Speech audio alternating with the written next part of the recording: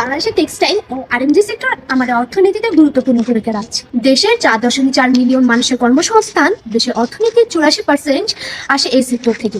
দেশের প্রবৃদ্ধি, নারী কর্মসংস্থান এবং আন্তর্জাতিক বাজারে বাংলাদেশকে তুলে ধরার ক্ষেত্রে এই সেক্টর গুরুত্বপূর্ণ ভূমিকা রাখছে। তবে শিল্পটি আজ এক কঠিন বাস্তবতার মুখে। প্রথমত, আমাদের গ্লোবাল চাহিদা কমে যাওয়া, ইকোনমিক ভালনারাবিলিটি এবং আমাদের র প্রোডাক্টের দাম বৃদ্ধি পাওয়া। দ্বিতীয়ত, ভ্যালু অ্যাডিশন এবং প্রযুক্তি ঘাটতি। বিশ্বের অনেক ইন্ডাস্ট্রি যেখানে ইন্ডাস্ট্রি 4.0 চলে যাচ্ছে, আমাদের অনেক ইন্ডাস্ট্রি এখনো পড়ে আছে পূর্ণ পদ্ধতিতে করে। বুটেক এর প্রধান উদ্যোগ কারিকুলাম মডার্নাইজেশন।